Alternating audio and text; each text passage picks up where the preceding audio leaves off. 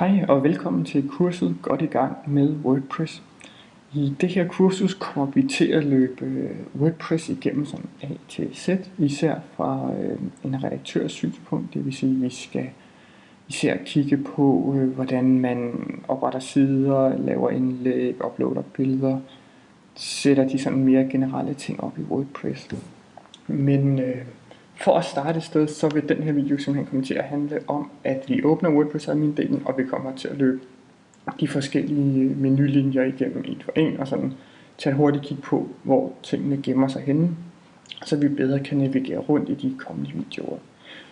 Det betyder også, at hvis du kender noget til WordPress og har arbejdet med det før, så kan du roligt hoppe den her video over og løbe videre til noget andet, da det her kommer til at være fuldstændig fra scratch.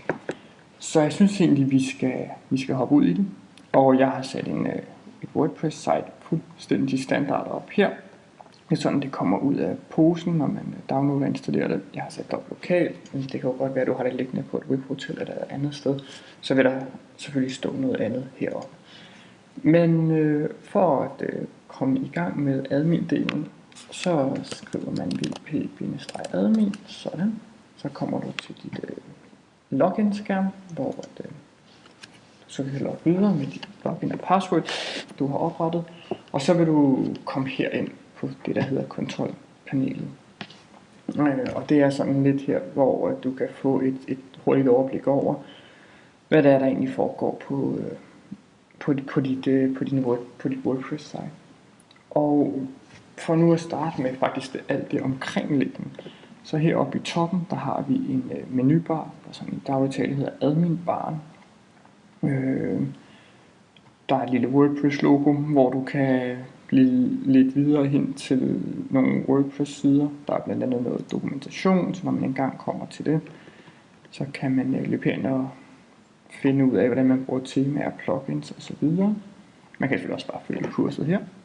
Så er der et link ud til at besøge din egen side, så hvis vi nu klikker her, så kommer vi ud på selve hjemmesiden. Man kan se, at admin-baren bliver hængende her. Det er fordi, du er logget ind, så vil den være her, så du har nemt med at komme frem og tilbage. Du kan for eksempel sige, at nu kan vi komme til vores kontrolpanel, og vi kan komme til nogle af de andre menupunkter.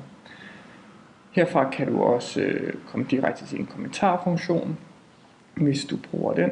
Og så kan du have nogle genveje til at lave et nyt indlæg, oprette nogle nye medier, en ny side eller fx en ny bruger. I den modsatte side, der kan du komme ind til din egen bruger, det er jo admin-brugeren, så kan du redigere din bruger, og du kan logge ud. Og sidst men ikke mindst, så er der en søgefunktion. Så når du nu skal finde din side eller dit indlæg, og ikke har lyst til at scrolle igennem en hel masse sider, så kan du søge den frem her.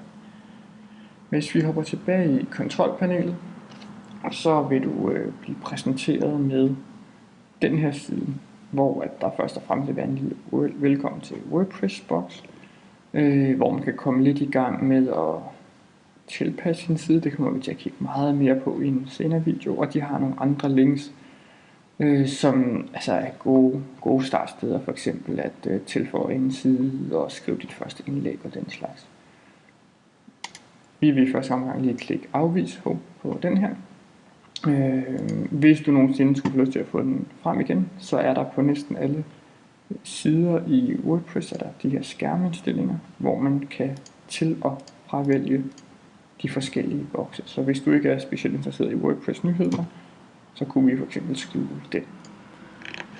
Man kan også sådan flytte tingene lidt rundt, hvis man nu synes, at det vil give mere mening at sortere på den her måde, så kan man trække rundt, som man nu har lyst til.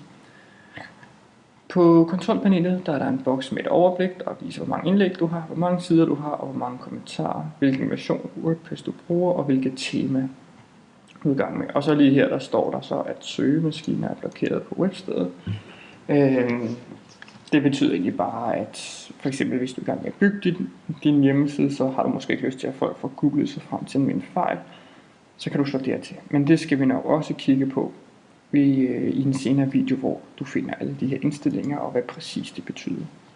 Så kan man komme hurtigt i gang med at få skrevet en klade til et nyt indlæg, og så er der din aktivitetsboks her med, at der er sidst udgivet et indlæg i dag, Det hedder Hej Verden, for det er det, der kommer standard med WordPress, og det samme med kommentarerne. Det er alle sammen sådan lidt testdata, der kommer med WordPress, så du kan se, hvordan tingene vil se ud.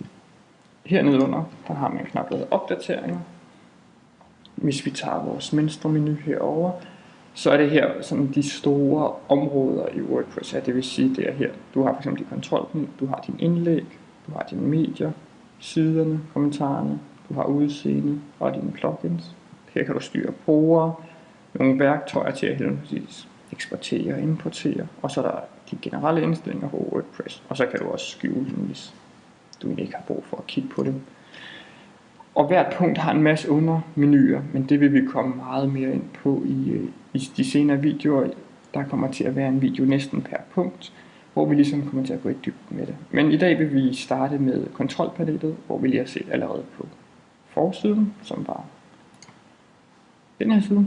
Og så med opdateringerne, det her, hvor der vil stå, hvis du har temaer installeret, hvis du har plugins, hvis der er kommet en ny version af WordPress. Vi så lige før, at jeg brugte 3.9.1, så når nu lige om lidt, der kommer en 3.9.2, så herinde vil du kunne se, at den er klar til at blive downloadet, og du vil også få at vide om, hvorvidt den er tilgængelig på dansk eller ej.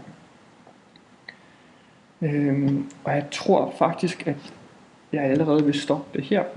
Det var simpelthen kun ment som, at vi lige skulle åbne admin-delen. Vi skulle lige se, hvor man finder den henne, og det gør man jo ved at besøge sin WordPress-side, og ved at skrive wp-admin, og så bliver du lidt herind. Hvis du ikke er logget ind, som vi gør før, så vil du komme til den her side, hvor du så kan logge ind og komme videre.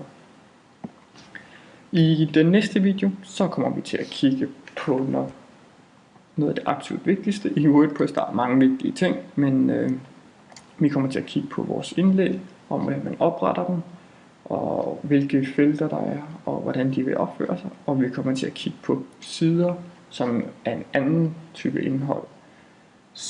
Den opfører sig lidt anderledes fra indlæg, og det kommer vi som sagt til at kigge meget mere på. Så jeg håber, I vil kigge med næste gang, og vi ses.